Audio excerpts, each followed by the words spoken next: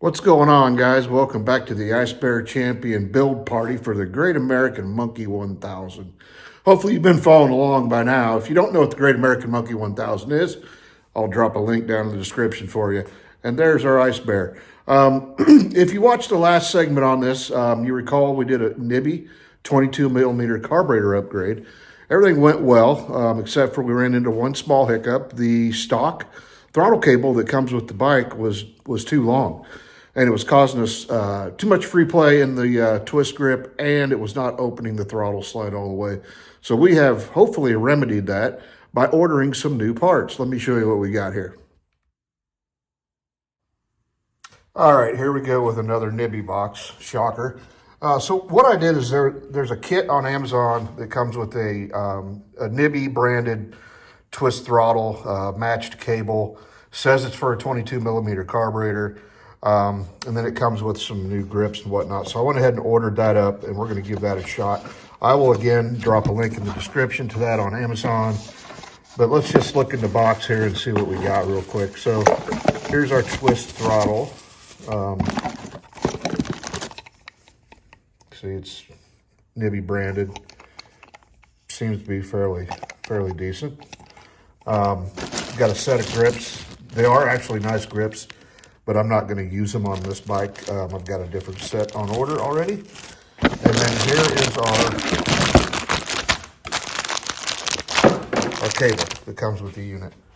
So we're going to get that tossed on here today, and hopefully that remedies the issue we were having with the cable length by combining the stock Icebear cable with the 22mm Nibbi carb. So just to recap, there's that carb we put on last week. And then this is what we're going to be working on today. This is your start and kill switch and twist throttle assembly. It's all integrated into one unit. The unit I got from Nibbi off of Amazon is just a throttle assembly. And I think what I'm going to do is I'm going to replace this with just a kill switch and starter button unit. There's no reason to have all this extra bulk up on the handlebars. And then also our mirror mount is conveniently located in the brake lever mount anyway, so no issues there. And then I may see about finding something to match this side over here. We'll see what it looks like. We're a ways down the road yet on what's going to happen with handlebars and whatnot, because we are changing those out. So I don't want to go all in just yet. Today I just want to sort out the throttle cable issue. And then one other thing, I told you I'm going to be ordering a lot of parts, and done something kind of weird here. I'm going to go with a 12-inch aluminum rim tubeless on this. And I thought I had the tires picked out that I wanted, which is these. And they are a Daolucci. Ordered those off of Amazon. They're a 120/70/12. And, nobody really knows how much off-road riding in the desert we're going to be doing between, riding over sand and rock. And I'm just trying to kind of figure out, like, what is the right tire here that's kind of meet in the middle. So I really liked that tread pattern, and I've never seen that on a small bike before like this. So I picked those up off Amazon. If I don't end up using them, they'll probably be for sale because I'm sure they're good tires. And then also, I've got a set of IRC Trails GP22s, same size, 120/70/12, that I picked up from Bart Moto Co. These are very similar in pattern to a stock CT70 tire, but bigger lugs. And the rubber on these is it's softer than most. They're a dual sport tire. That's how they're advertised. And I know for a fact these are 6-ply. I don't know how many ply these are, but I'm thinking about that because of the conditions I'm going to be riding in, and the fact that I really don't want to get a flat tire. So that's something to also think about. These were noticeably heavier than these. I did not weigh them directly to compare, but my arm scales definitely detected a weight difference. And then up here, I've got a rear sprocket and a counter sprocket. We're going to do some playing around with the gearing on this. And then if you're really paying close attention to the rear sprocket, you'll notice something on there that you wouldn't normally see if you were looking at an Icebear Champion. So I'll leave that up to you guys to figure out what's going on there. We'll talk about it in a later video. But if you know what that is, drop it in the comments. I'm curious to see how many people are really following along.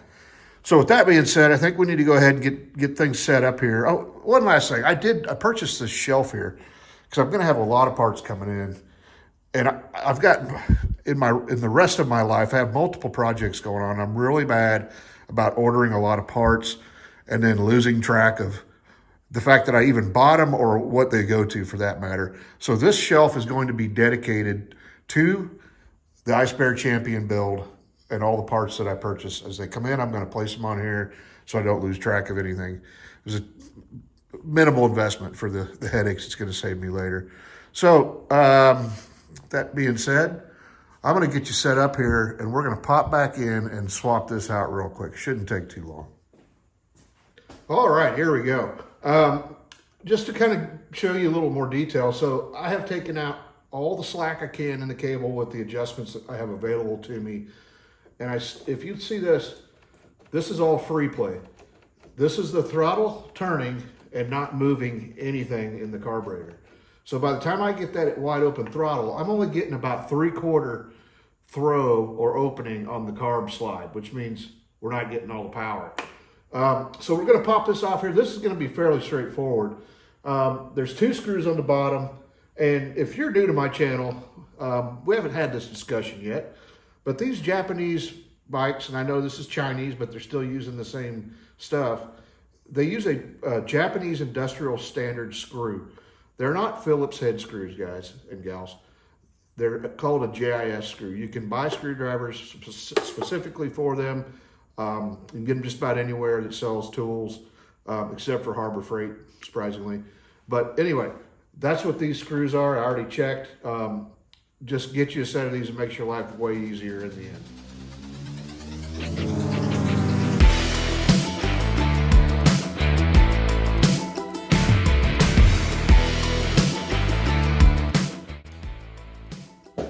All right, I've got the 2 screws out. This thing's kind of like a clamshell, right? And you're going to see I'm just opening up the clamshell. And then here's our throttle cable right here. There's a barrel, it slides out, boom. All right, in order to get this disconnected, we're going to need to actually unthread this elbow, and it just screws right out. You can't pull the cable through, don't even bother trying, it's not coming through that hole. All right, let me pop around here and get this unhooked off the carburetor real quick. I'll show you how we're gonna do that, and then we'll get on to putting the new unit on. Okay, off camera, I did remove our air filter. You don't have to remove it to pull this throttle cable or the slide out of the carb. I did that because once we get the new unit installed, I want to be able to visually see that slide is opening all the way. So let's go ahead and pop this out of here real quick. Just unscrew this cap.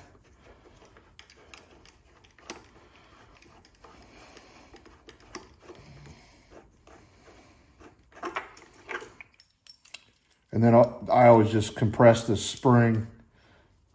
This one's real easy because there's so much slack in the cable.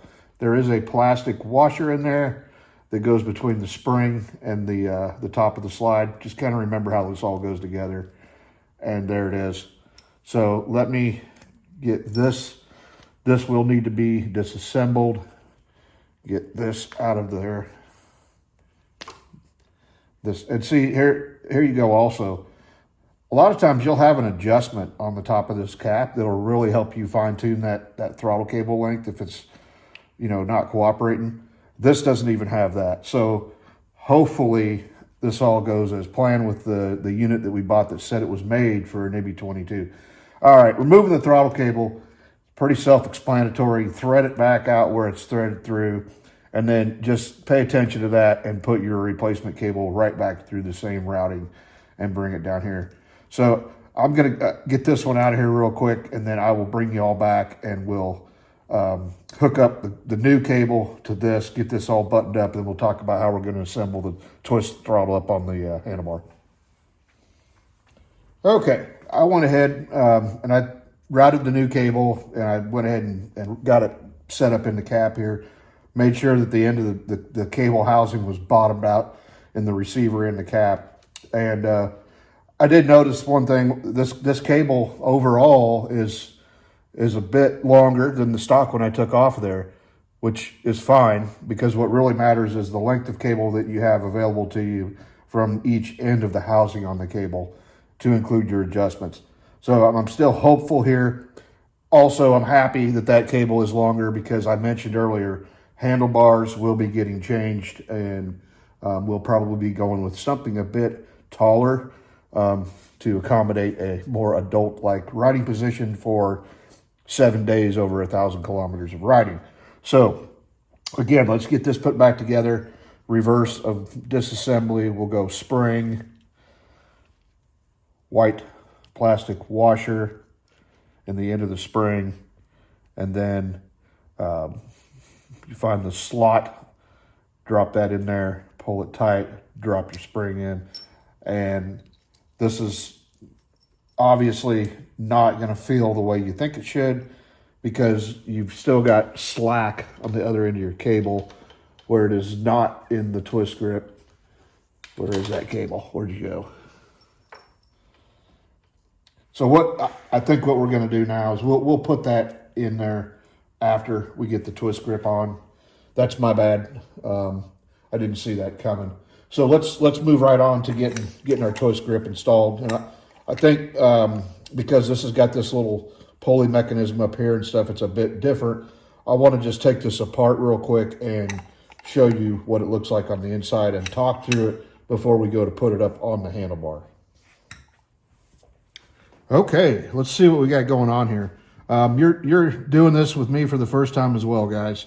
So first thing of note here is the clamping screws that hold this onto your handlebars are actually a 5mm hex bolt. So I'm going to loosen them up for now, but before we completely disassemble that, I want to take this top cover off and see what's going on in here.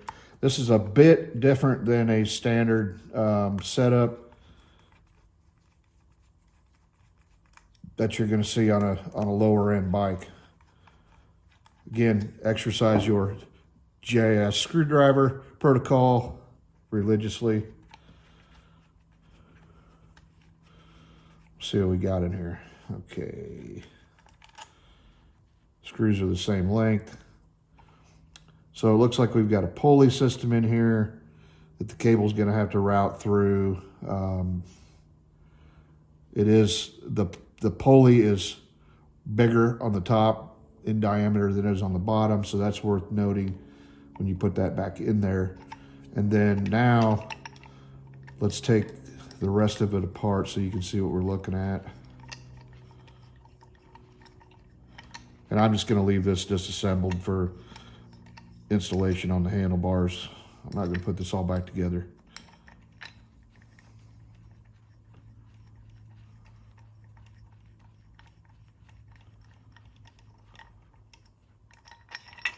Okay, so then it's just pretty much like any other twist grip throttle. On the end of your cable is a barrel that'll slide into there and then wraps around.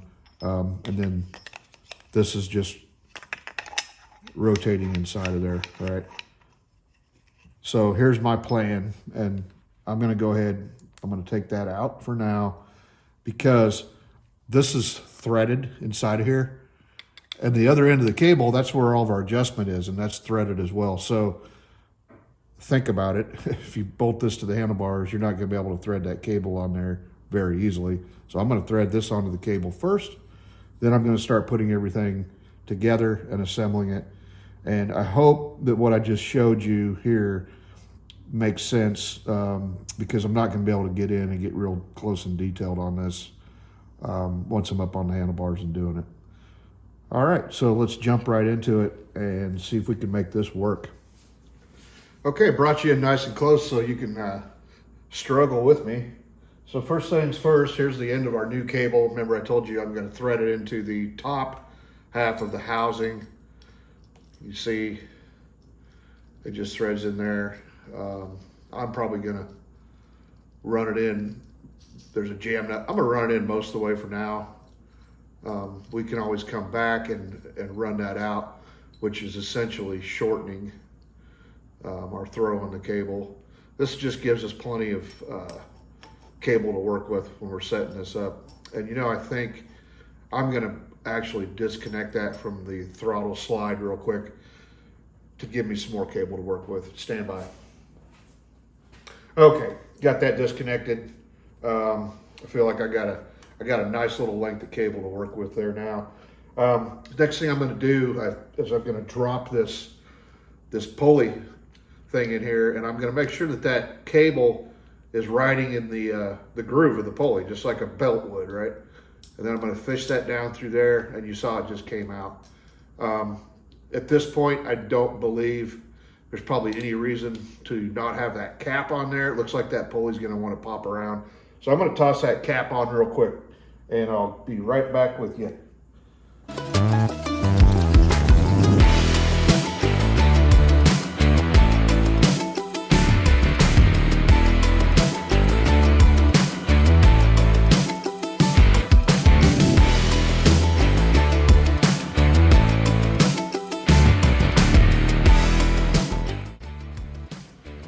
Okay, that definitely got me feeling good about that cable.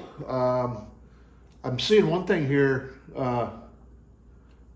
Looks like we're gonna be fighting for real estate up here with the way this cable is routed out of the throttle versus the master cylinder.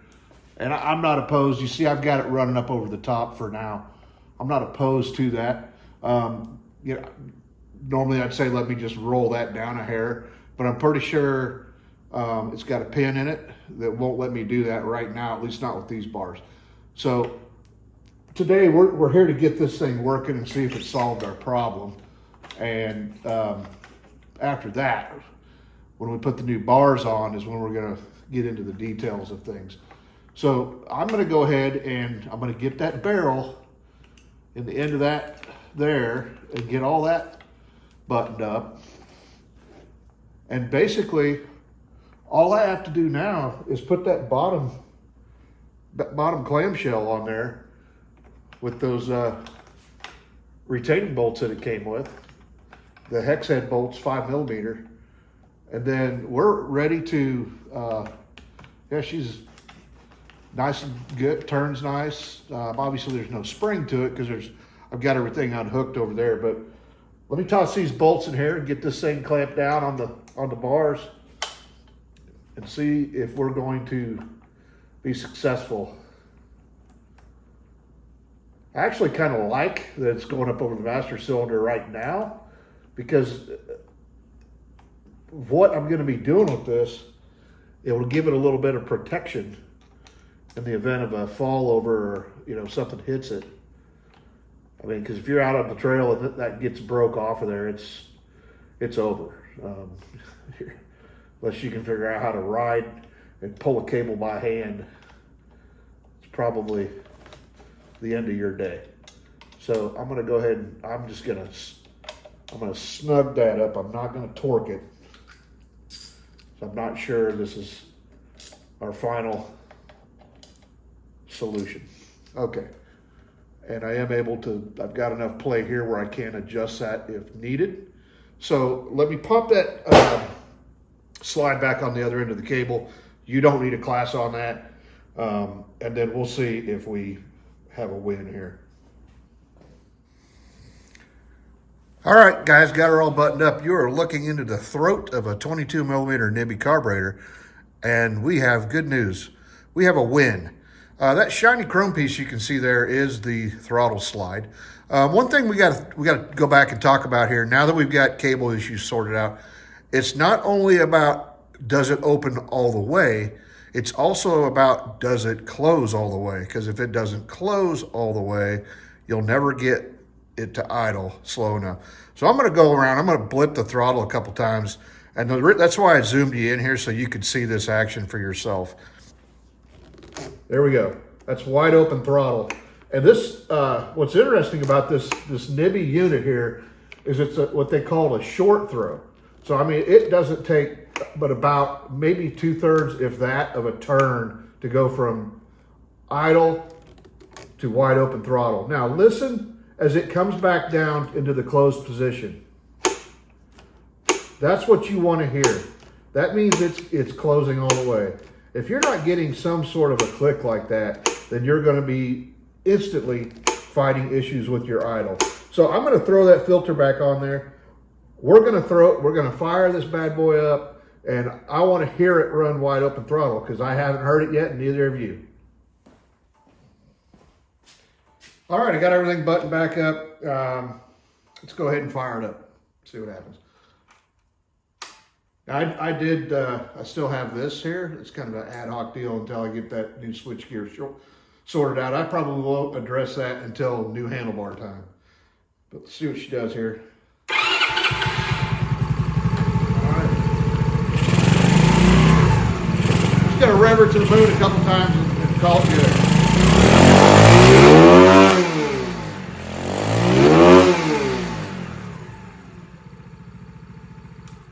Oh yeah, she's a beast.